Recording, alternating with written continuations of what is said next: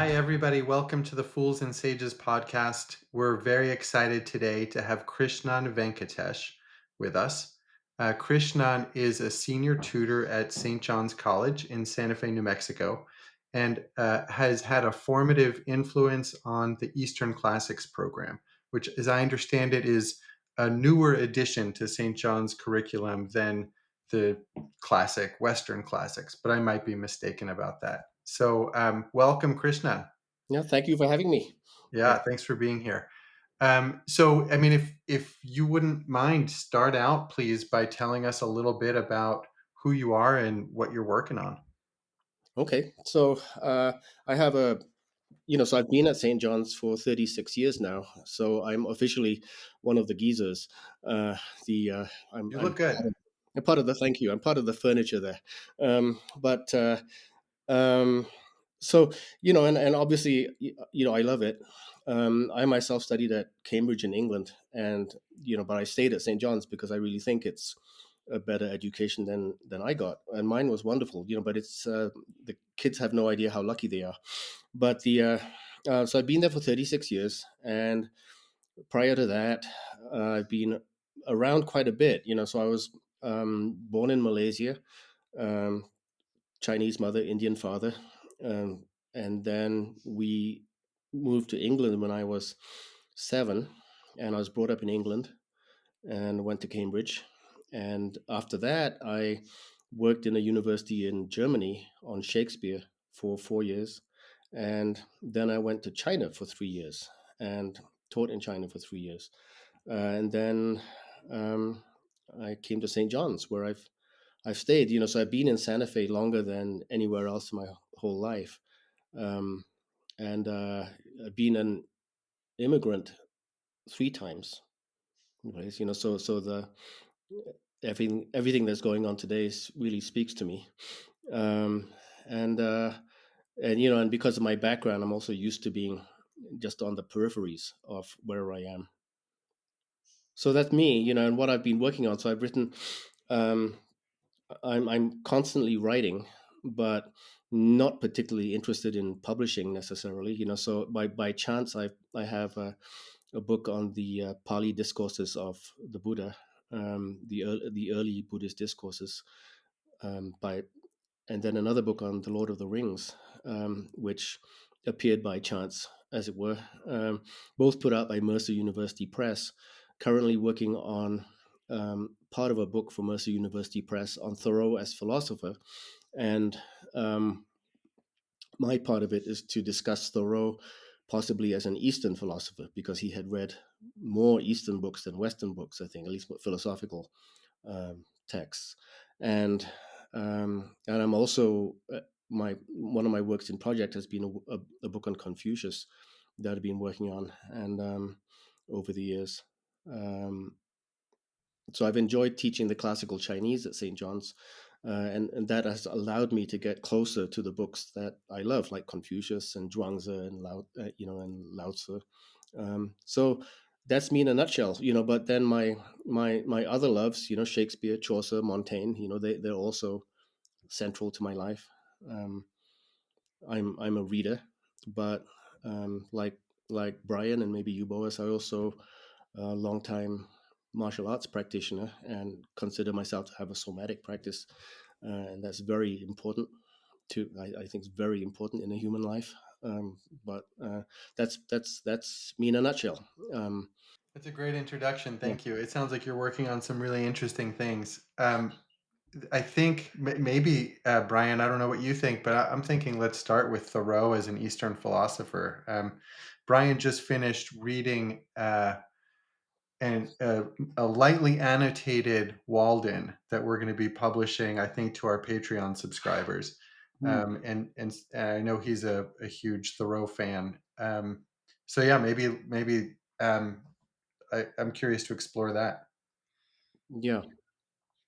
Where do I begin with that? I mean, it's a huge topic. That I you look at what he read, right? It's impressive. He literally read everything he could get his hands on, which was quite a lot in those days. He read a lot of the the Vishnu Puranas. He translated part of them from the French into English. He wrote on Confucius for Emerson's magazine, The Dial. He wrote on Buddhism for The Dial. He was constantly, the Bhagavad Gita, everyone knows, he considered his Bible, and that's what he took with him to Walden. It was Emerson's copy, and um, he, I mean, he literally had everything, everything that was available in those days, and it's a formidable list. It's a bigger list than a bigger list of Eastern philosophy reading than most educated people these days would even have heard of, even nowadays would even have heard of.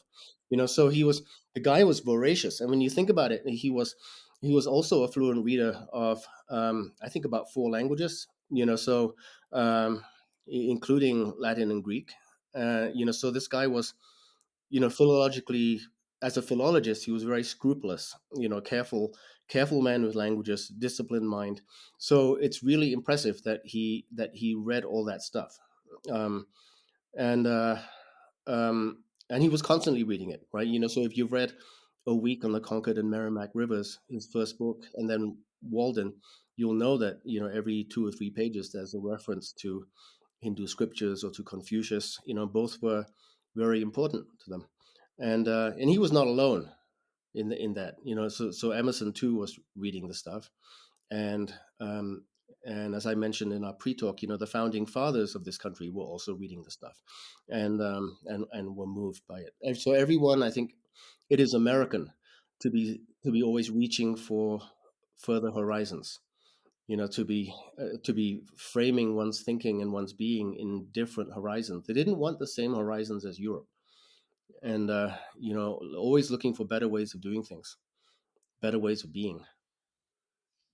There's a couple of distinctions you drew there. One is thinking of Thoreau as an Eastern philosopher implies a difference between an Eastern thinker and a Western thinker, and I'm wondering if you can characterize that for our listeners.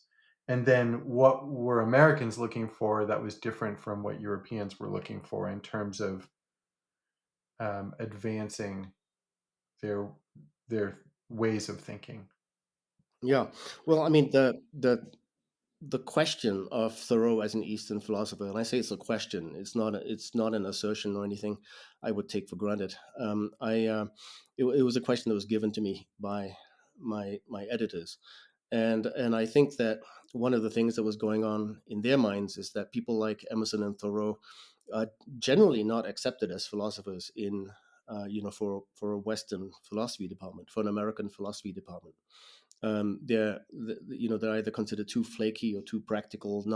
They're not particularly interested in logic.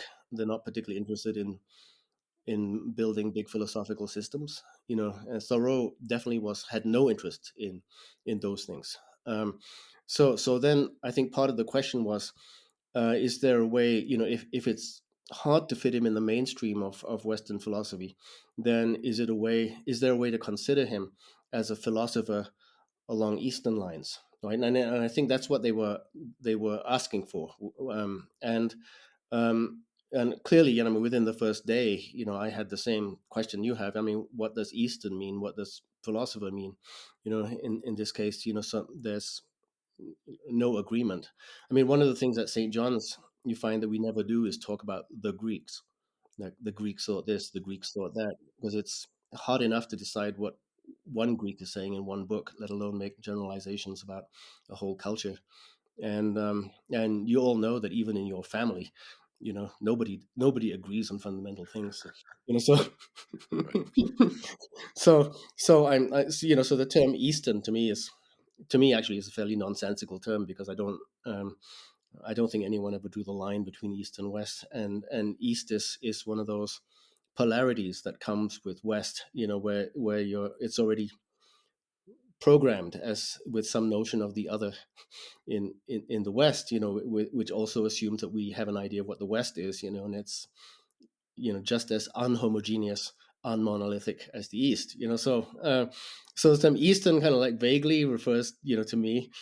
I think they have in mind, uh, India, China, Japan, and I think for most Americans, Eastern suggests less rational, more intuitive, more spiritual, and all those, that's garbage actually to anybody who's worked with those texts. The Indian philosophy tends to be more rational than Aquinas even, and Chinese philosophy tends to be so hard headed and pragmatic and real about things. And they're always complaining about their contemporaries who are excessively materialistic, and the same complaints Western philosophers have, usually. So um, anyway, so taking that word Eastern with a big pinch of salt. Yeah, Right. but the way that I would interpret it is that the question is that if you took Thoreau out of the traditions that of the West, traditions plural of the West, and you plopped him down into China or into India or into Japan, would he fit right in? Right, and then so in that sense, if he fits right in, that's in that sense, maybe you can think of him as an Eastern philosopher. That he's um, like the way the Japanese and the Chinese can claim him as being like one of them. Well, and I think that that's sort of, and maybe this comes from a sensibility that your editor has. If I sit down, for example, at a dinner party, not that I do that kind of thing, in Santa Fe, Hmm. and I was not in the type of social groups that you and I might be in, Hmm. we're more likely to be sitting next to somebody who knows the Nam Myoho Renge Kyo Hmm. Right, more than knows Inarche Hologos. right. And it's curious because it's like Western philosophy has gotten into this place where, as you said, you are a serious philosopher if you write a book on Wittgenstein. And but if you speak to the type of issues that are realistic for the average person, how do I deal with loss? How do I face suffering? How do I live knowing that death is inevitable? You would think that, I mean, these are the questions, because rather than, when I started thinking, because having you here is this rare opportunity Mm. because you have such depth in both sides of this tradition, that so naturally I've been thinking, well, how do we address this? How do we address this? And I thought one of the very interesting things is how they are the same, Mhm, how they urge us towards virtue, how they sort of hold out this idea that there is a way to live life that we should kind of pursue, uh, that they try to address these big questions. But in the West, we've slid away from that, so that people don't look to Socrates or Plato. They don't look to Aquinas so much. Maybe Catholics still do, but in the West, a lot of people, they're going to yoga retreats and they're wanting to join the Zen Center. I know I did that when I was young, mhm, because somehow it represents something that they feel they can yeah, find there that they can't find in the Western traditions. And so I agree with you. When we say East, do we mean India? Do we mean China? Do we mean Vietnam? Do we mean Buddhism? Do we mean Taoism? Do we mean Confucianism?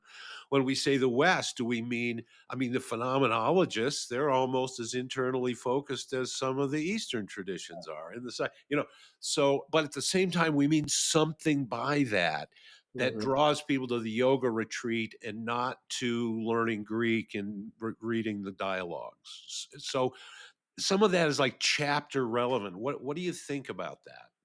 I mean, I know there's a yeah, lot there. yeah. I like that. I like that phrase, chapter relevant. But the looking to yoga, to the looking to meditation workshops at Upaya or something. That's exactly in line, I think, with um, what the founding fathers were doing too. With Franklin reading Confucius, with John Adams reading the Upanishads. They were stepping out again, looking for bigger horizons. But um, but I think also, clearly people now are going to those things because there's something that they see that the mainstream is not addressing, right? Something that's missing. And yeah, that's a really good question. I mean, I think maybe maybe one thing they're looking for is a way to bridge or unify how they think with how they live. That often Western philosophy, Western, contemporary Western philosophy and Western theory, what they're hearing of it isn't doing. Right, Right. and that's partly why nowadays you have such a flourishing of books on, Stoics, for example. um, Do you think maybe we have that people have a growing instinct that useful truth is more dispositional than propositional?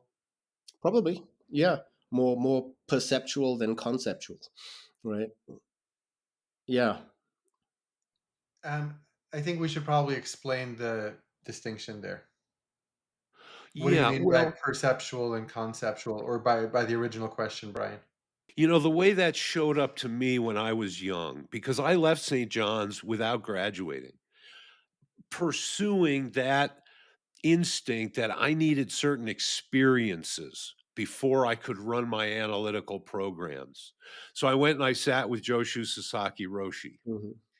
And I said, here's a guy that went into the monastery when he's 14 and he's in his 70s now. He rocked it till like 101 years old. When he says, this is my perception or this is how I feel the world to be, I haven't really developed the equipment yet to analyze the validity of his proposition. So, this idea of dispositional knowledge is more like how do you be? How do you do things? It's closer to that phronesis idea of knowing what to do. How do I, what is the quality that the Zen master has that he can't communicate with words, so he uses riddles? Hmm. Right? Or that there is something about a way of being in relationship with things that is the flowering of wisdom rather than the propositional statement of truth. And Yeah. that's that sort of dispositional versus propositional idea that I'm kind of trying to poke at there. Yeah, no, I get what you're saying. I mean, I think that reading is not enough, right? Reading and getting ideas is not enough. But this is one reason at St. John's why the dialogue is so important. Conversation, sitting around a room with people from very different backgrounds who might not agree with you, and to be able to have a conversation about important things that matter to you with a bunch of people every day a week, every day for 4 years, it's a practice, and it's a very difficult practice. I mean, I would say that listening well is probably the hardest thing a human being has to learn in their lifetime, because listening well is an activity that pulls together a whole bunch of things we consider virtues. For example, humility, generosity, kind of intuitive understanding, kind of ability to read motivations, and to be charitable, to that, to respect, real respect, for another person, not just postural respect, but respect. So there's a patience is another one.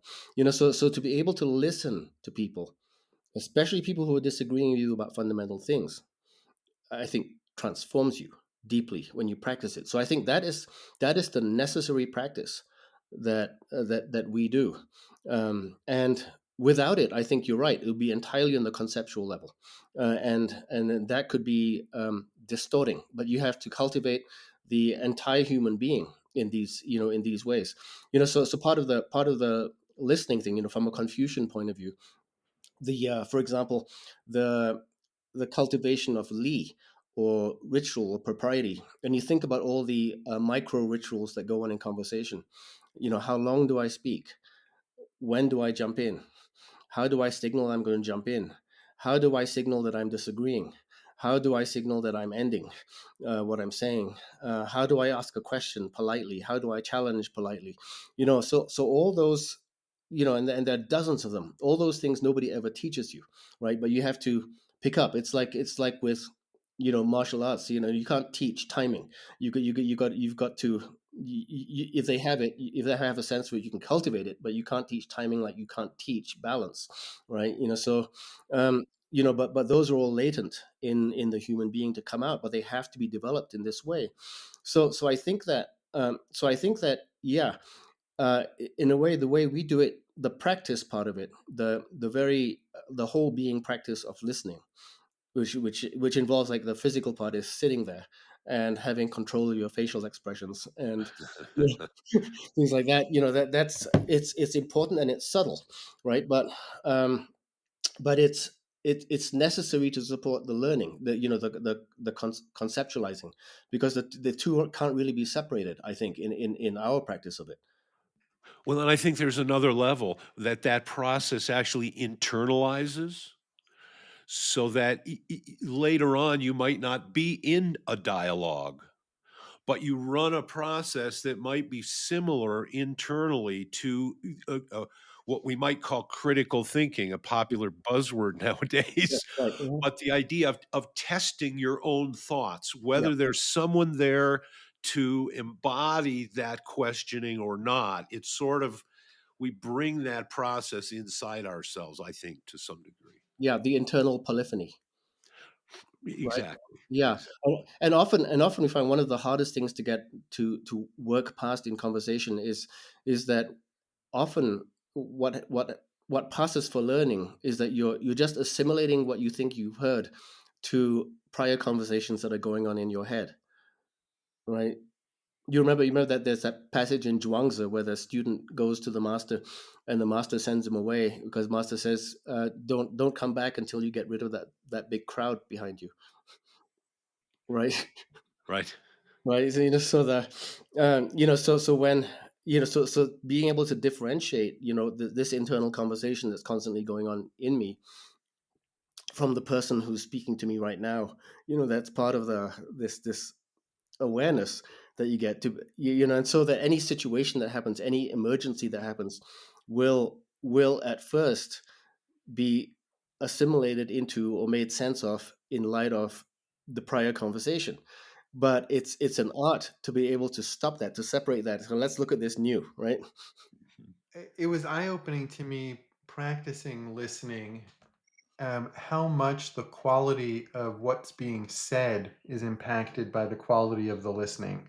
Um, so, so not only is it a necessary process for the listener in order to create some development and some coherence between the internal, what's already known consciously and unconsciously, and new information that's becoming available. But the person they're listening to is actually impacted, and that was in active, break up into pairs and be a bad listener, now be a good listener, and see what the quality of what's being said by the other person is like. So yeah, I just wanted to share that. And then I'm curious if there are specific techniques you teach at St. John's to help students understand the quality of listening that you're aiming for and cultivate it, or do you just tell them more or less what you shared with us here?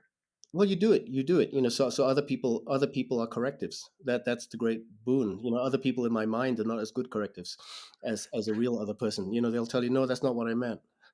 Or that's, or somebody else might say, so if I've misunderstood someone, somebody else might say, I think you misunderstood her. Or they might say, no, that there's a lot more behind that statement, right? In other words, you cowboy it out. Yeah, yeah, you cowboy it out, but you have to trust in, a room full of people who are engaged and serious, right? And Sincerity really is the foundation, isn't it? yes, yes, totally. Totally, and I think it. Yeah, and I mean, the other part I've realized more and more is important, and I think this is I've wrestled with why we do so much math and science at St. John's, and I think partly it's to cultivate um, a love of impartiality, Oh, yeah, interesting. right? So no matter what I want to think, no matter what I fear might be the case, this is the case, and I can verify it. I'm interested in verifying. So there's that practice of impartiality. This is what. In Confucius's Great Learning, the Dashui, it starts off with saying that is that sincerity comes first, right? Sincerity comes first before learning, and so that and without that, without the sincere desire to know what is in fact the case, then it's education is almost pointless, right? So you try having a discussion about moral or political or religious things with somebody who has no appetite for impartiality. Right. And I Right. suspect Plato would agree. I think so. Yeah. Yeah. Yeah. Yeah. I think Mm. this preparation for listening and this practice of listening points to um, the internal individual, right? The psychology, and the quality of the individual psyche relative to the philosophy that might be getting processed. I don't know if that's an interesting distinction to you, but it makes me curious about how philosophy and psychology interrelate in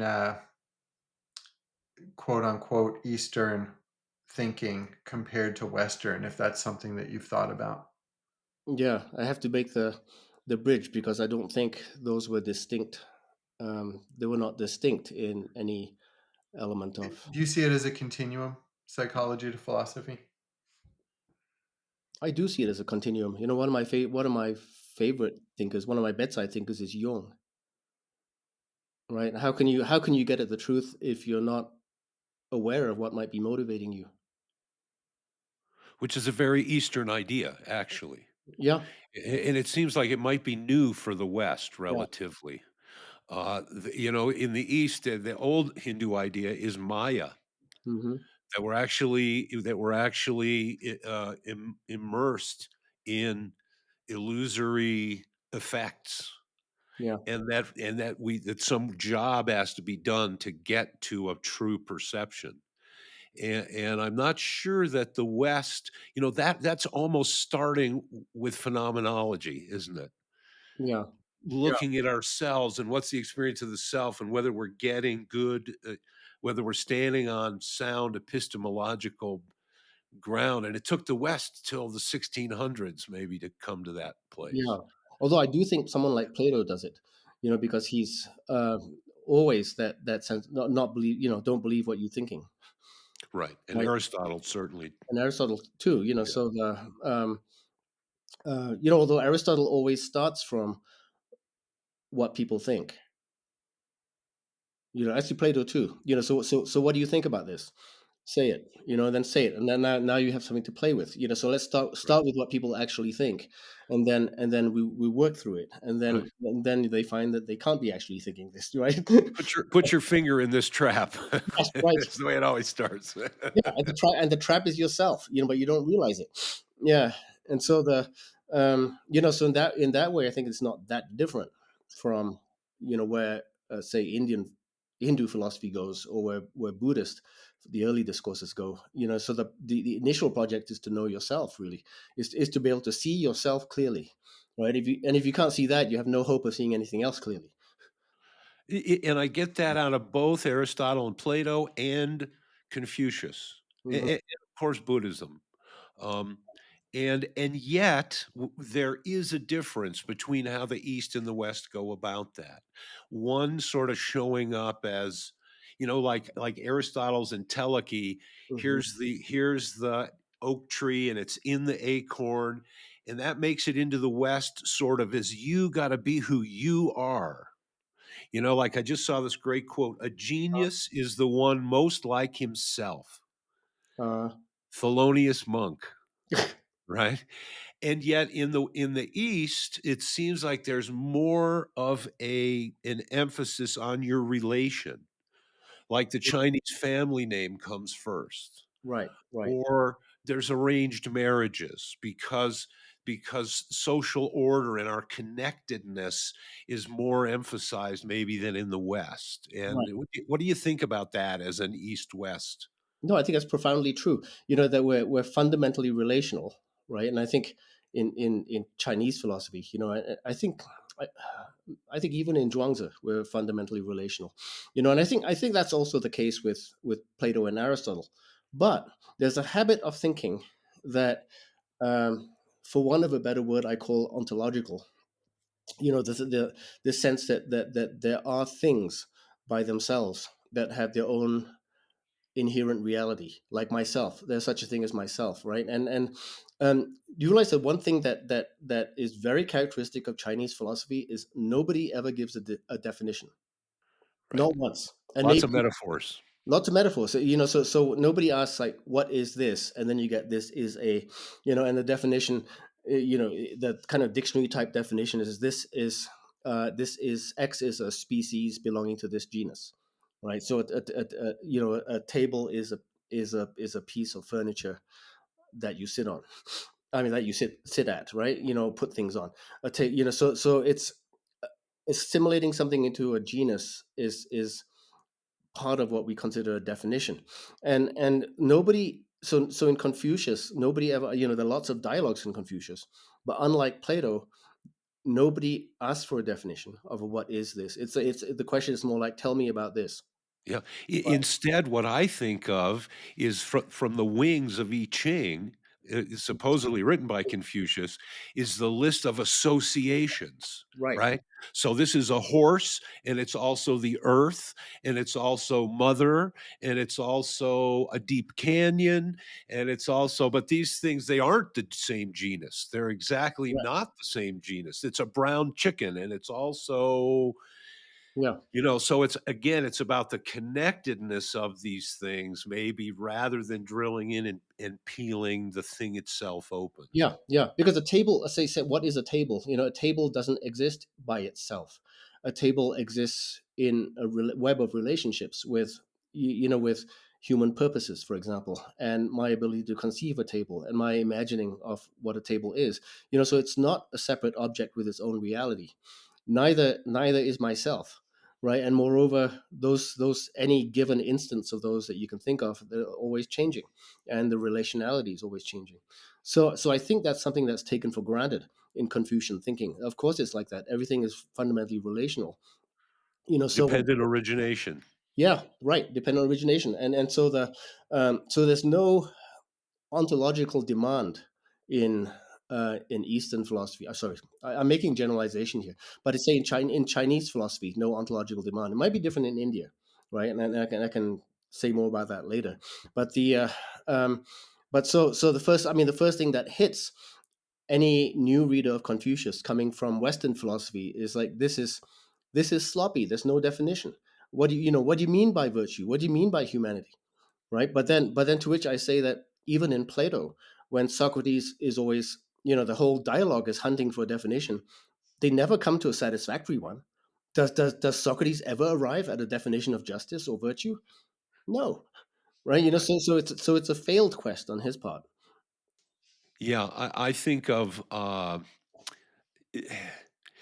because in my personal experience, not exactly like yours, but I had an aunt and an uncle that were in Malaysia, Mm, and they were in Singapore and Borneo, and so they were speaking Mandarin, and they sort of exposed me to this other side of thinking. So when I went to St. John's, I had already this exposure to sort of this other way, mm, and so I think I was a little like, "Whoa," I thought somehow Western science would be, or Western philosophy would be pithier somehow, mhm, like, and not so picky-uni, I mean, I know those are as kind of a sloppy distinction, but I felt like maybe I'd been given this idea of deep, mysterious wisdom from Lao Tzu and from the mystical aspects of Eastern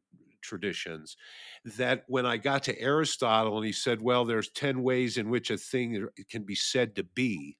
And then he went and acted like they actually were that way, according to those 10 categories. It seemed superficial. mhm, It seemed from the outside, maybe somehow. mhm. And so I'm kind of interested in, again, this idea of dispositional versus propositional, and the idea of actually seeing the world differently, Yeah. like running your brain differently, using your brain in a slightly different way that changes the cognitive model. Yeah. Yeah. Yeah. I mean, I think the powerful side about um, Western philosophy, say with Plato, starting from Plato and Aristotle, is that those thinkers um, presuppose that what you think matters, Huh. right? So what you think will frame how you live, because the mind is not hermetically sealed from the world of action. And So that we can trust our senses? Um, s- I'm not sure Plato thinks that. The Aristotle with qualifications. But yeah, but the um, but this sense that uh, is that you need to understand what you think if you're going to live well. Otherwise, if you don't understand what you think, then all your life choices are going to be somewhat haphazard and not lead to the ends that you think they're going to lead you to, right? And so the ability to look at the plumbing and the electrical wiring of your mental house, I think, is a gift that you get from them. The ability to do that it's remarkable. That how do you expose yourself? How do you expose all the coherencies and the incoherencies of your thinking? As Um, opposed to being hypnotized by the water that's yeah, moving through the system. right, right. Right. So then, like, what you think about war, what you think about love, what you think about yourself, what you think about being, what you think about what's real, that those things matter. And so, and of course, those exist in the Hindu tradition and the Buddhist tradition too. So they're also doing that. But Aristotle and Plato, wow, geniuses, at that. And someone like Aristotle, he's interested in everything. He's not someone who would ever pass by roadkill without stopping and looking at it, taking it home and dissecting it and seeing what is actually here. So that sense of like the uh, total inquisitiveness about life and about what you think about life is that those thinkers are marvelous and they're inspiring, right? I think later on it gets narrowed. I mean, the Lao Tzu kind of thinker, I think you see in the pre-Socratics, right? Like Heraclitus, Right. they have that kind of explosive, far-reaching depth. They don't have to spell out everything, um, Uh-huh. but it's there. I forget And where I. maybe the Neoplatonists, would you think, where they're looking for an experience that brings meaning rather than propositional? Yes, right, Plotinus. So all of those guys had a Right. practice. They had a philosophical practice. So Plotinus is marvelous for that. And Plato, because he had a philosophical practice, and for Socrates the dialogue, but they were also all wrestlers, Right.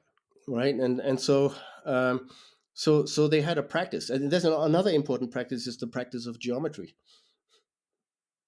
right? Which is a an intellectual practice, but it's a practice of weaning yourself away from unexamined presuppositions and creating a kind of distance between the permanent and the impermanent, and enjoying in a way what we would think of as abstraction, but they might think of as more real. Like the general triangle that is more real than any triangle that you can perceive or draw. So they had various elements of practice, and I think um, from the 16th century, everything changed. The more the more that life tended towards specialized philosophy departments, or philosophy as a discipline, or philosophy as a profession, then the more it became exegetical in nature. It was about books. It was about concepts, not about Right. life. Yeah. Extracting meaning from arcane sources. Yeah. Did you want to get some in there, Bo? Yeah, I want to hear more about what constitutes a philosophical practice. I think you referred to wrestling as an example of one, so that might be a starting point if I understood that correctly, Krishnan. But other than sitting around and bullshitting with your friends and reading stuff and practicing listening, like we were talking about earlier, what does philosophical practice mean, and what does that look like? And again, maybe there's this east-west lens Yeah. to that question too. Well, I mean, in Socrates, I think it was dialogue. It was getting out there and talking with people. It's just St. John's. It's dialogue. It's conversation, and it's a hard. Are you saying the so what's the goal of a philosophical practice? Maybe let's start with that. Well, I think the goal of a philosophical practice. I mean, there are many goals, right, of a philosophical practice. I mean, of a lover of wisdom. One aspect of it is to nurture the love of wisdom, to keep it alive, because the pursuit of wisdom is very difficult, and the pursuit of wisdom might lead to conclusions that you don't like, right? So you've got to love the truth no matter where it takes you. So there's that, so again, that goes with the cultivation of impartiality. It's something you can't take for granted. You can't take for granted that you're impartial. You've got to develop it. And like, none of us can take for granted that we can see the truth of it standing right there in front of us. I Mm. think that also, what I often think of with Socrates, that I think sort of is in that place of philosophical practice that we can't get access to now, is referred to as the mysteries. Yeah. Hmm. And that the Eleusinian mysteries, and that within their worldview there was a portal to a type of experience that, let's call, translogical, that may be more shamanic, that later in religious traditions gets shows up as fasting, or it shows up as extreme meditation, or the ingestion of power medicines, or again, we're talking about changing how the plumbing works rather than focusing specifically on the payload. We're Right. actually kind of more looking at the delivery system. Right. Yeah. Right. Right. Because in a way, I mean, one way I put it is that you've got to be Confucius before you can be Zhuangzi, Mhm. right? So in other words, you've got to be a good person before you can hear the truth. Because if you're not a good person, you're going to be driven by your aversions and desires, right? By your fears and desires. As most people are, in a way, like, driven. What they see is dependent. What they are capable of seeing is dependent on what they fear and what they desire. So control of those emotions, like fear and desire, being aware of them, has to precede, right, in a way, the confrontation with the encounter with truth. Otherwise, you won't see it.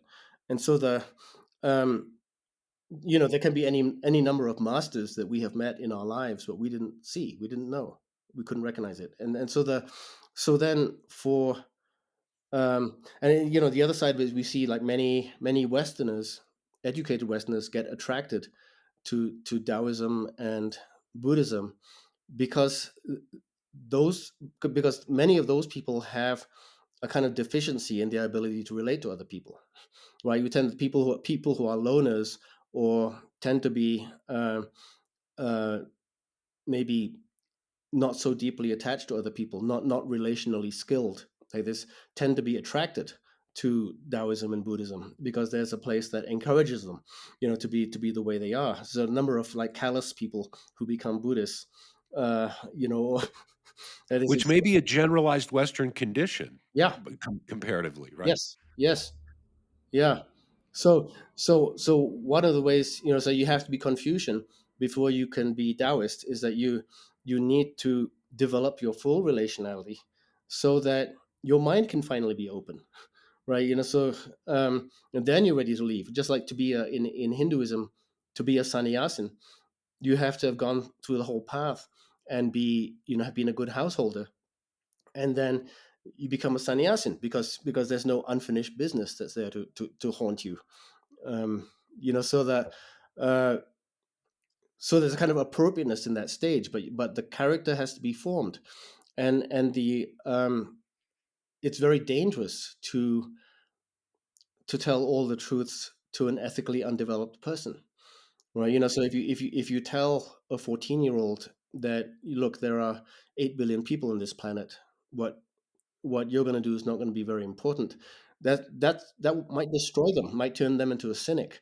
If you tell that to a cocky 30-year-old, it might be very good for them, right? That's a good point. Yeah. So and I think that's where maybe Socrates, in being too conceptual, in a way, might have failed in that he produced a whole generation of cynical, intelligent Athenians like Alcibiades, who didn't care about anything else.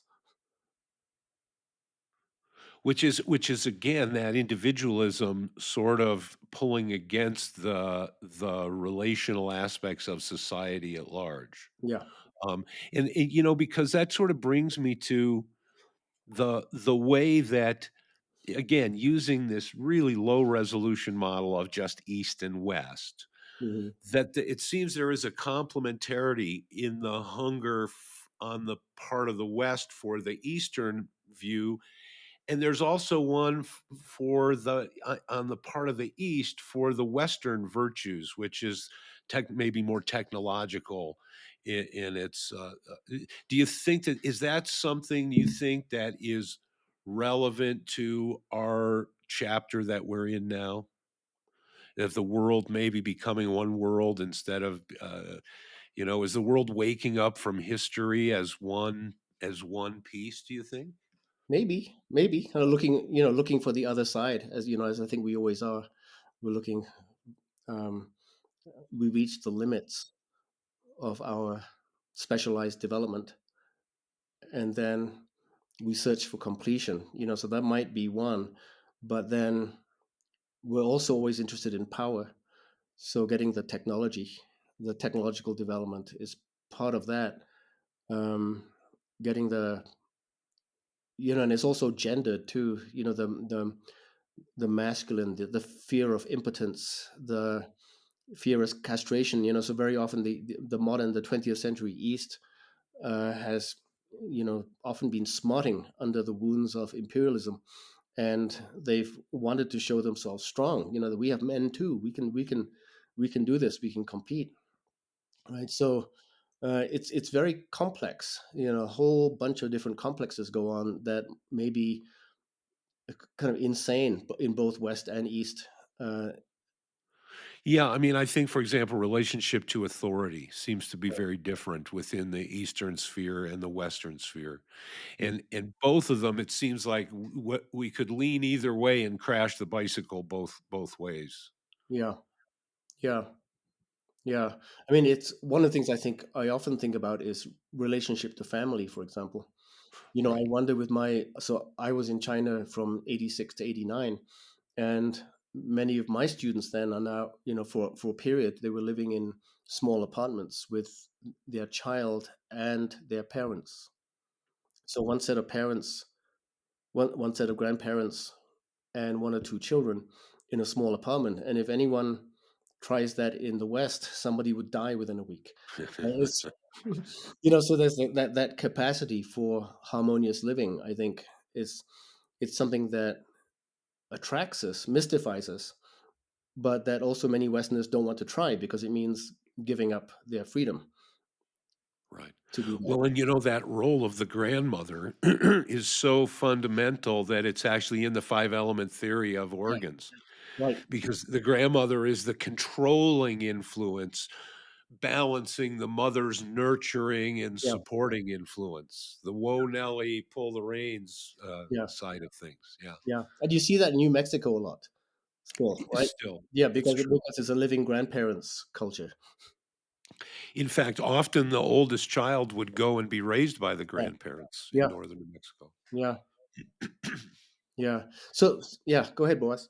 So we're kind of talking about fragmentation a little bit, I think, or at least how I think of fragmentation, and the fracturing of the family and the um, traditions that go with extended family and the support structures that go with extended family having been so fragmented. Um, I am curious about how you see the role of that. Like, is that an outcome of certain philosophical ideas taking root? Is it a natural stage of development? How might we um, integrate it, and what would integration look like? Because it seems really difficult to come back from from this level of fragmentation. Yeah, no, Recovering from Descartes. Yeah, become yeah. I mean, it's a very funny thing that say again, and this is the um, sweeping generalization here, but we know. I mean, I think now most of us know that if if you don't have reconciled relationships with your parents, for example, it's going to be your life is pretty troubled, right? You know, in other words, your happiness depends on the quality of your relationships with your parents, with your siblings, with your children, right? You can't be happy if you just practice the virtues and don't cultivate those relationships. And I think most people realize that. Most thoughtful people realize that now. But this thing about cultivating close relationships, the essential relationships, it's not a thing with the Greeks, right? With Plato and Aristotle, Right. and for most of Western philosophy, it's not a thing either. You know, so where is it talked about in Western philosophy? Um, or at least in the great philosophers, almost nowhere. And um, it's as if our relationships are with ideas, you know, rather than with specific cantankerous, unhealthy people. You know, it's you know Montaigne does talk about it. Montaigne is in a way very Chinese in that sense, but most of that work goes into our literature, right? It's in the novels where we work that out, and it's in the novels that those relationships are taken not when they're normal, but when they're breaking, right? So I think there's a lack there in terms of where the human is centrally situated, namely in a web of close relationships, in the fundamental relationship for a human being that um, that is largely absent in Western philosophy. You know, and I've heard some of those dynamics attributed to the Greeks coming out of an island culture Hmm. and the Hindu and Chinese being riparian. Mm. And that the idea that, okay, here you are on this island, you can sail anywhere. But when you're on the river goes that way. Yeah. And there's a current to it, and that current has to be dealt with. Whereas if you're on the island, you might sail and meet these people, or you might sail and meet these other people, and you're going to have to adapt to those people, and these people are going to be very different. And so, and maybe because you're going to be a trader, I guess a lot of the Greek islands, they couldn't really support themselves sustainably without trade. So that sort of created an interactivity. And I'm thinking now, you know, the experience as a teacher, you've probably had this. I know you've had this. Western students and Eastern students are very different. Yeah. I don't know where East Indian students would fit into this, but I know, you know, with Chinese students, it's difficult to get them to ask a question sometimes because it can be interpreted as questioning the authority of the teacher. Hmm. Whereas in the West here, you know, arguing with your teacher is not considered you know, necessarily a disrespectful thing if you do it, you know, without name calling maybe or something. Yeah. Indians are very argumentative, right? I wondered where they would sit in Yeah, that in the spectrum. philosophical tradition, in Indians are always arguing. You know, it's bristling with arguments, and there's nothing that the one the two civilizations that share this are actually the ancient Greek civilization and ancient Indian civilization, where there's nothing that can't be argued about. Right? Right. You know, whereas with in China you tiptoe. You know, and you know there might be arguments going on, but they're not explicit. There's always room for somebody to back out. You don't make them lose face, you know, for example. And you can argue, but there's a way of doing it. And Well, yeah, yeah. I remember hearing stories of Mao's mother, Mao Zedong's mother, teaching him, "You never directly oppose the authority of your father. Here's how you do it." yeah, And of course, there's definitely this is again gender oriented in relationship to power, and you know, how does one face obstacles? Do you flow around the obstacle, or do you have to go directly at it?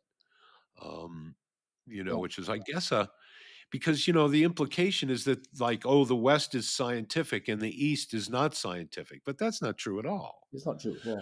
Yeah, I mean, the East maybe just has science in a different role in its service and relationship to life, uh, where it's not the epistemological rock, maybe that. And I don't know. What do you think about that? The role of mind, is it different? Do you think in the Eastern traditions, the conceptualization of how mind and matter interact? Well, one of the things we have in the Western traditions is we have this vast tradition of axiomatic geometry, right? So geometry that starts like Euclid, and all of Greek geometry that comes from Euclid, and all of Arabic geometry that comes from the Greeks. Starts from 2 pages of axioms, and where that goes is uh, extremely sophisticated thinking about astronomy and the ability to predict the movement of the planets and eclipses and stuff. So one of the things that was there in the West is this monument that actually demonstrated the ability of reason to discover things about the world. Yeah, and neither India nor China had that. So when they talk about reason, it's often reason is used in argumentation to win arguments or to present cases, but not to discover things about the world, not to discover new things about the world, right? And so this is one way we were very lucky, like to have that um, the math, the developed structure of math and its capacity to make discoveries about the world that is shocking, actually, and it's one of the things that got um, the Chinese and the Japanese really excited about the West. So it's not just power, but it's that ability to make discoveries. It's not just Now, where would you put the I Ching with that? it's that It the Jing doesn't allow you to make the predictions with that precision. This is going to happen. Now I can tell you now, and exactly at that place is going to happen. I can tell you from Ptolemy, that where the sun is going to be in the sky at 2:43 p.m. on the 28th of February, 787 BC. I can tell you exactly where it's going to be. So it's that kind of precision that I think um, got people excited. And then you add on once you add on like proportionality to this, the ability to do engineering. Mathematized engineering. I think which I think that Asians were extremely excited about. That there were these laws that could now be applied that arrived at mathematically. He says, "Wow, hydraulics." And I think the Chinese had kind of like rule of thumb um, ways of doing that, but it's not sort of axiomatic that you could actually teach anyone. The whole Right. structure was there. So I think that's a major difference. Yeah. Well, and I think there's also maybe was this idea that I certainly found with a lot of the Chinese teachers that I worked with, and that was that if they had a nugget of some special knowledge, they didn't spread it all around the world. There Right. was a kind of a like, this is my piece of magic, and I'm going to use it for leverage, but I'm not necessarily going to feel that I'm going to put it all out there. And of course, within the martial arts tradition, that would be obvious why you would Yes, think I that think. way. But it still seems like maybe there's a difference idea around knowledge as a Mhm. currency, maybe. Um, Yeah, as a currency.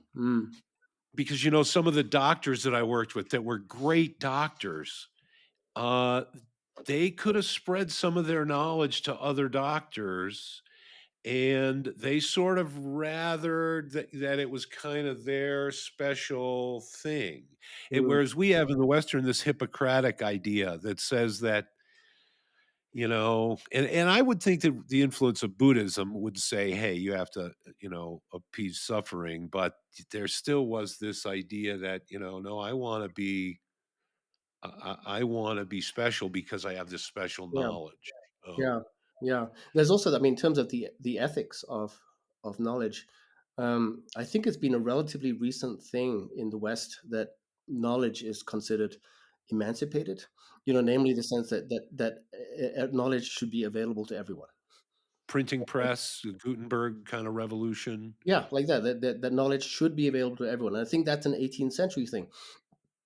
So that so and obviously there are lines like, are we sure that we want everyone to know how to make a nuclear bomb?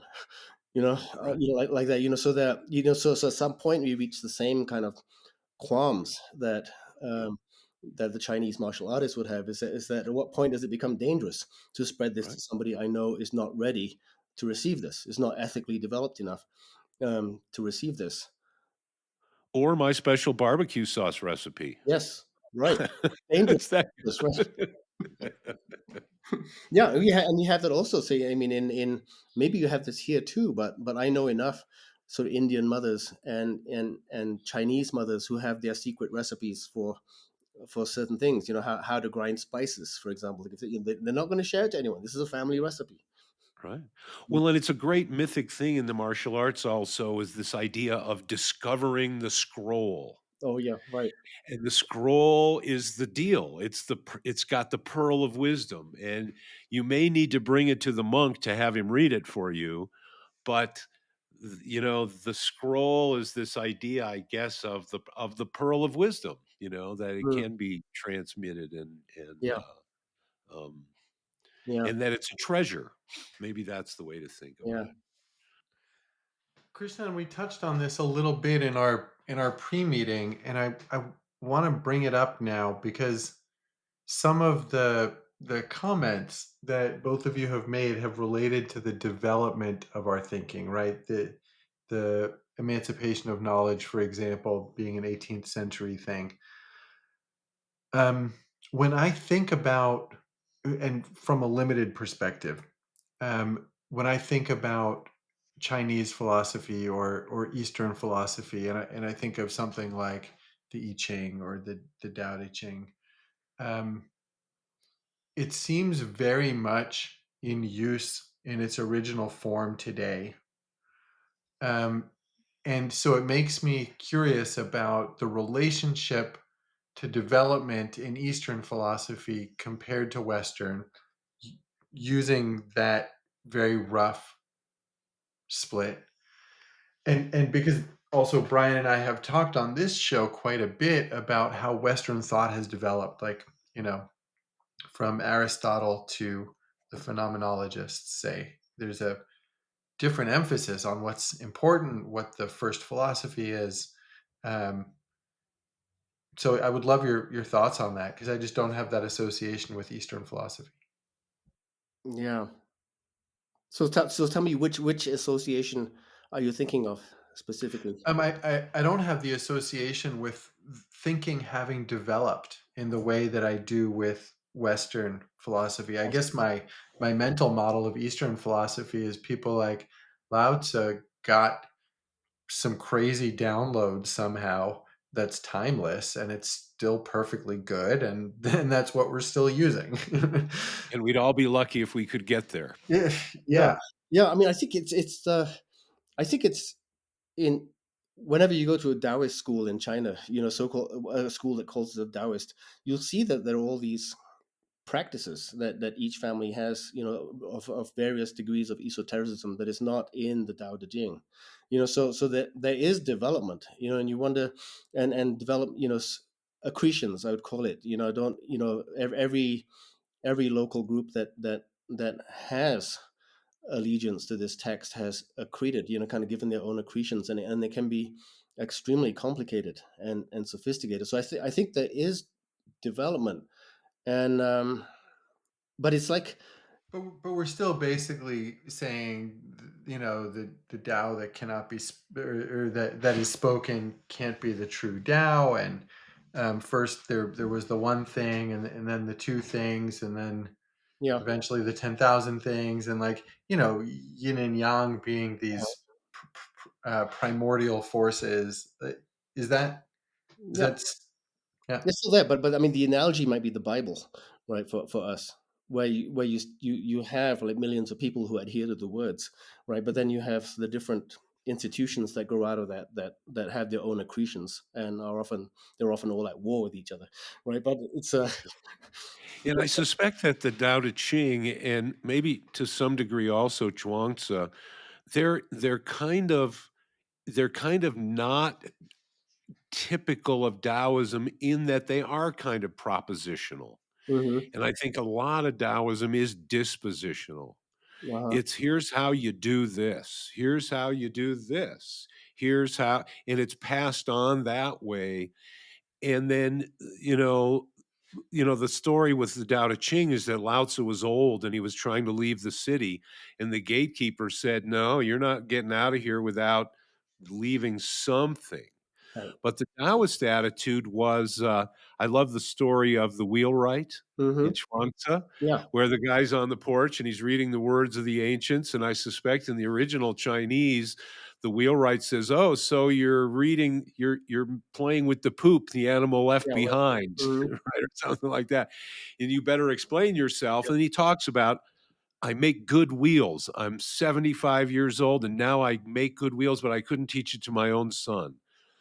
And he's saying what he's saying really is because it's phronesis. Yes, right. And even Aristotle said you can't get it from books, you can't be taught it, you need a life experience and got maybe guided by someone who has that skill, but you need the hands-on, you need, and I think a lot of Taoism is that. I hmm think a lot of Taoism from my teachers has been them going, "Look, look at this. Look at this plant. Look at this way about the human body. Look at this way about the seasons. Look at this." So it becomes a way of understanding and moving with all that stuff rather than here, think this, take this intellectual payload. Right. That's why I'm always saying you got to be in nature. You have to have hands on experience with things. Again, the somatic Yeah, practices. You have to embody, you live a philosophy, you don't espouse one. yeah, I agree. And I think that that's the slipperiness of Taoism Yeah, is that it's hard to hold this frog in your hands because it is a finger pointing to the moon, as the Zen people love to say, you yeah, know. yeah, yeah. I'd agree with that, and entirely. I mean, I think that, I mean, maybe the one instance of this that everyone knows is balance, right? How do you ride a bike? How do you balance on a rope? I can't tell you, right? You can see me doing it and learn from that it's possible. But then you have No to, lean left, yeah, no lean right, no lean left. yeah, yeah. Yeah, and I think any embodied thing, goes to speech too, right? Speech or writing involves the same kind of, I think, hyper alertness to what can't be shown, right? What can't be an object of the attention. See, and that's a whole topic that I wanted to talk about that I think we could probably do a whole show on, and that has to do with when we first had our first meeting, I said that when I came to St. John's, I was saying, where is the Eastern stuff? And you pointed out very accurately, which I had not entirely grasped before, that there wasn't really at the time the dexterity, if you will, with the language of those classics, and that our we had to kind of grow into that.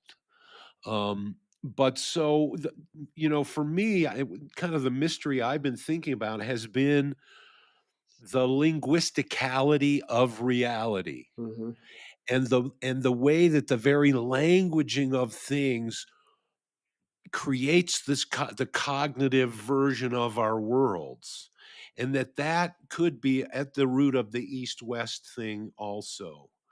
um sort of this idea of the mind trying to map the world and getting a lot of momentum Right. with the language that we're given. Yeah.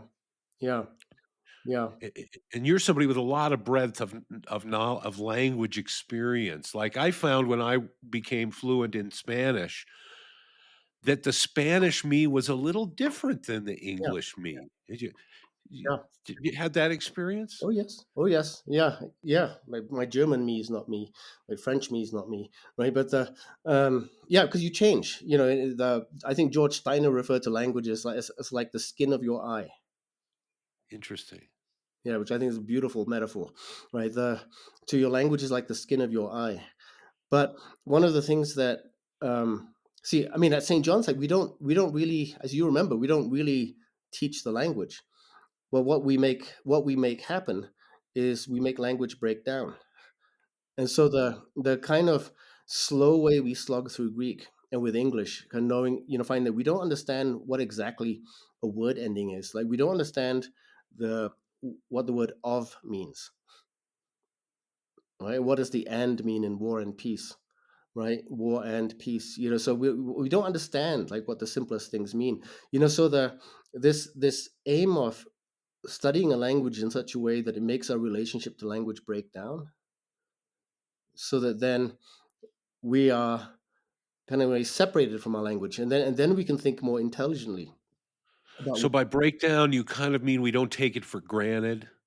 We see it rather than just see through it? yeah, yeah, yeah, so I don't understand how this means anything. I don't understand how what I'm saying can mean anything to you, or even to me, or like when you're groping for a word and say, I can't think of the word, there's a word for this that I can't think of, and then people throw words at you and say, no, that's not it, that's not it, that's not it.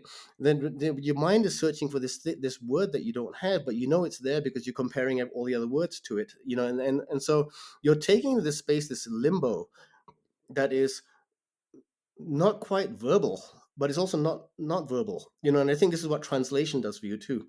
When you stop by, no, I can't translate this concept, I can't translate this sentence into English the same way. So, and then you might reflect that what's happening there, that you're in a kind of clearing where you're not in your language anymore, right? You stepped outside of it. You're alienated from it, and and then the practice of that means you don't take it for granted, but you're able to find this other place where um, you're not simply looking through your language. Maybe, Well, and I think you point out something that a person that is only monolingual tends to assume, without thinking deeply about it, that other languages are their language with different words. right? Yeah, Fair to say? yeah, And so that the very difference in somehow the relationships or the postulations of things, the assumptions maybe, that ride in along on those, they're not clear to us until maybe we've learned a different language and we've lived in that language. yeah, And then we go, yeah, the world is different in this language somehow. yeah, yeah, yeah, and that there's a space between them Mhm. that neither language covers. Now that happened a little bit with Tolkien, didn't it? What are you thinking? That language started to generate a different reality Mhm. that that goes off in mysterious ways that sort of start to form us. See, because when we think about language kind of superficially, we think it's okay, they're labels for things and we describe things. And for part of language, for the rational part of language, maybe that makes sense. But then language does this whole other thing Mhm. that that's poetry and Finnegan's Wake, for God's sake. And Yeah. Mhm. I mean, like, language definitely goes beyond rational expression Yeah. in its efforts to map our experience of reality, which also goes beyond rational expression. Yeah. Yeah. Yeah. I was curious, Krishnan, if you could say more about the space between languages. It reminds me of that idea of there being multiple infinities, right? Mm. The infinite number of numbers that exist between 1 and 100, and the infinite number of numbers that exist between 1 and 2. They're both infinite, but they're different. Yeah. Right. And it makes me think of it, or I'm reminded of that by your concept of two languages having a gap between them. Have you experienced that gap? What's it like? What? What is that? What it, wh- how, what is the relationship between that gap and meaning? I had a friend who expressed that as it's like when translation becomes difficult, when you can't find the exact correlate for a word. She said it's like kissing in the dark. Uh, Well, I remember when I learned that Greek had one word for her whose shoulders are like rose petals. I was like, you know, well, how you can't translate this language for Yeah. God's sakes. How are you going to do that? You know, Well, you can't translate English. I mean, there's no exact synonym between two words, so you can't paraphrase and have the same effect. But the fact that we know that we can that we the fact that I can say that is itself very weird, which means that I can't. Um, I don't think I'm not sure that AI can actually feel the same thing that I feel when I'm saying that I'm standing outside this thing that um, I think can't be said, right? And to recognize that something can't be said is a very interesting thing. or the opposite, that we can say things that have not been prearranged between us, Right. but that we'll both know what it means. Yes. Right. Like the example I recall of that is from a cognitive linguist, and he said, a guest is coming down to breakfast, and the hostess knows that he doesn't like orange juice, so she says to him, "You sit at the apple juice chair." And there's the seat that's Yeah, set right. with apple juice, and it's like there's no concept apple juice chair, but language and the way we work with language and the way we handle reality with it, we can make those leaps. Yes. Yeah. There are times when I remember now to something that someone had said to me 30 years ago, actually 50 years ago, and I thought it made sense to me then, but now I realize I didn't understand it then. Now I understand it, and First so they laughed, then they cried. yeah. Yeah. So then, okay, so there's that space that we're talking about, that for some reason when you say something, you don't decide to say it most of the time. It just comes out, and it comes out because it's ready at that moment, right? This is the Confucian timing thing. It comes out, it's ready at that moment. And then when do you hear it?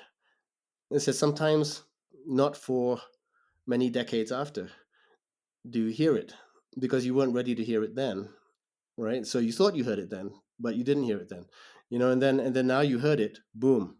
Okay, now I get it.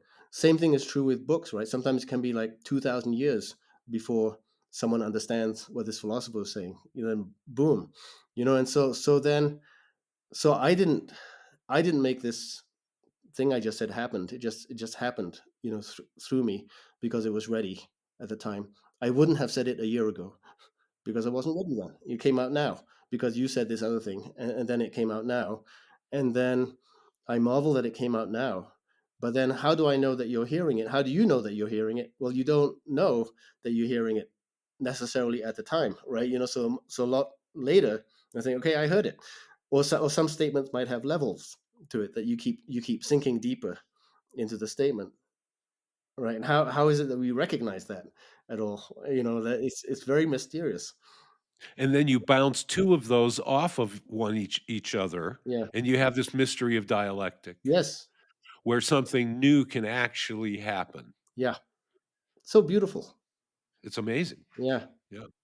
Uh, I'm wanting to ask, kind of what what does philosophy or thinking need to account for in kind of this new world that's emerging in front of us?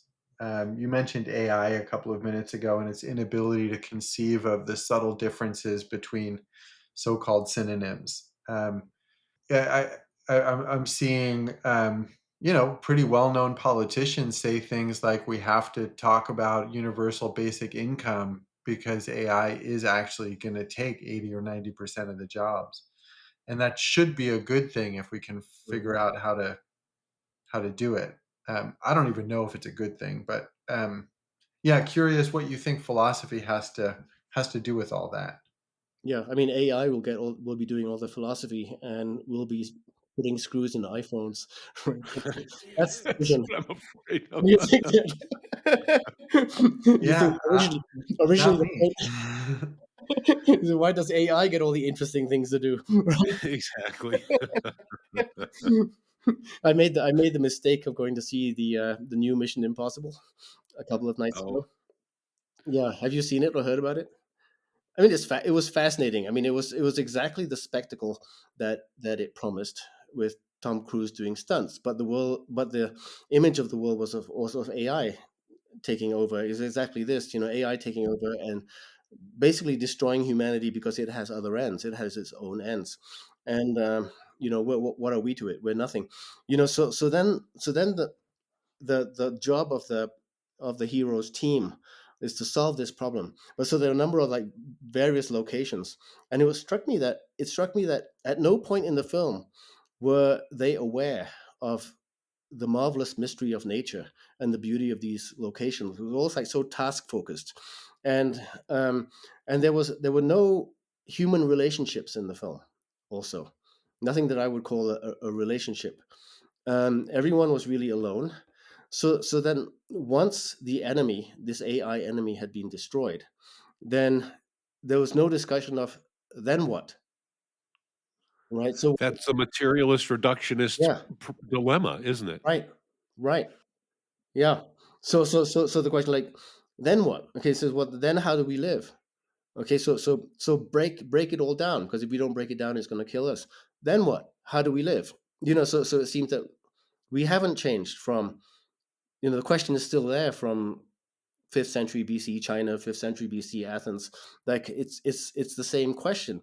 We haven't left it behind. We still have to confront it. You know, and so the place of philosophy and the place of wrestling with those thinkers who first and in the most sustained way try to grapple with those questions. You know, what is a good life for a human being? That we still have to do it. And the thing is that nobody can do it for us. We each of us have to do it for ourselves, right? It's, you know, Kierkegaard says that it's not like philosophy isn't like, you know, a tradition where we can like tack on our efforts to what everyone else has done before. We've got to think the same thoughts from the beginning for ourselves. And live out of it. Yes. Yeah. And sometimes we can't think the thoughts unless we live out of it.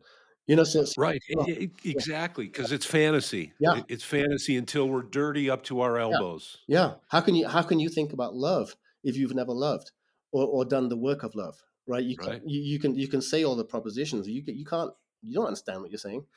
You know, and there's the same with anything that has to do with ethical development. You know, all the virtues. You can't, you don't know what justice is. You can't, you know, you can recite Aristotle, but you don't know what justice is unless you actually try to make a judgment about. Until you grapple, Yeah. yeah. Yeah. Now that's very American, Yeah. very pragmatic, right? Yeah. Also Chinese. In that, let's look at the outcomes, and we have to really, because, I'm all about praxis, Mhm. you know, and, because I believe that not only does praxis give us new information, but it forces us to use our brain in different ways, and again, the different, a different mechanism rather than just a different product. Mhm. Same mechanism, you get a version of the same product. Mhm. And but that I mean, from martial arts that there are many states of mind that one can enter in the martial encounter, and that the correct or most balanced one has an elusiveness to it that I found only through building what I call time body. Mhm. That after 35 years, I can stand in front of an opponent and I can go, "What?"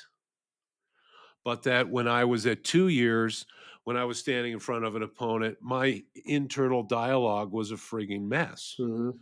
because I had no time body. I hadn't built that dispositional knowledge of being in my body and knowing the movement and being able to allow things to happen. Yeah. And, and that's where I'm kind of thinking that in the West, we're still kind of thinking that it's about thinking the right clever thoughts Mhm. and not about actually putting our life in a position to support us to think the right thoughts, Yeah. if that makes sense. Yeah, and that's that The- that's particularly the issue is particularly bad with Americans, where there's a tendency to think that just because I think all the right thoughts, I'm a good person. Yeah, and not addressing somehow the environmental connection to all of that. Yeah. And by I don't mean it in a naturalistic environmental, but I mean in the all the aspects of life, environmental aspects of that. Mhm. Um, I get, and that seems to me like an Eastern idea that you have to live in the right condition of harmony to attain a state of mental harmony. That the inside and the outside bear a certain relationship, and that maybe this disconnection of hyper individuality is related to our relationship to the natural environment. Mhm. Yeah. Um, Yeah. it's part of that fragmentation that you were referring to, Yeah. Boaz. Uh, Yeah. Having said that, though, mostly I would agree with you, but the caveat that I would give is is is is Jung's caveat is that we live in a materialistic culture, and it's a materialistic thought to think that only things that result in material embodiment or in action are real. So then the works of the psyche are real too, and so the image that I would get for that is all those Greek geometers who studied conic sections for um, 1,000 years because they were beautiful and intrinsically interesting before any use was found for them, right? So there's that kind of praxis, that the pure contemplative praxis, that there should be room for, right? Because inside that world they also have their own correctives, mhm. right? I guess I'm feeling driven more in the direction of ethics, Yeah. as far as what's really screaming to us now. Yeah, right. But Um, ethics also, the in a way, the contemplation of an intrinsic beauty to things roots us in roots us in something that's bigger and more transcendent than the particular moment. Then that's important for us, so some wider, uh, a background that is not necessarily for me, right? I wanted to get your thoughts about that on the whole general topic of the idea of death as a philosophical tool, Hmm. which I thought you have some ideas on, is my suspicion. I got some ideas, but I think that's it. That's a big one. I will have to go fairly soon because I have a Oh, 7-year-old I here who's see. like chomping at the bit. He keeps handing me notices like this. No. I love it. But Language is all powerful. language is all powerful. Yeah, but yeah, I'd love to continue the conversation one day if you're up. Yeah, we can save that for Yeah, another day for sure. yeah, Yeah, I Yeah. would love that also. Krishnan, I've really enjoyed speaking with you and learning a little more about how you think. And I'm especially enjoying playing with the ideas you shared around language and the space between languages. That's gonna yeah. twin, uh, uh, yeah, pinball around in my head for a while. Yeah, I very much enjoy this too, and we strayed a long way from Thoreau. Uh, Yeah. We'll come back to it. yeah. We'll come back. Well, and also the books that you've written that are available, we will put in the show notes Oh, thank you. on the website so that people can find that information also. And for information, we'll also put some stuff about the Graduate Institute Eastern Studies program Thank you so much. for folks that want to pursue that, because I think it is kind of an interesting hallmark of the chapter that we're in and the way to move forward. Yeah, because we have to To move integrate. forward, right? The way we're doing things can't be the same. We could stand to broaden our base a bit, Yeah, yeah, I yeah. think. Yeah, Okay. Well, thank you. It's been a wonderful. pleasure. Yeah. Thank you, Krishnan. Take care. Okay. Bye bye.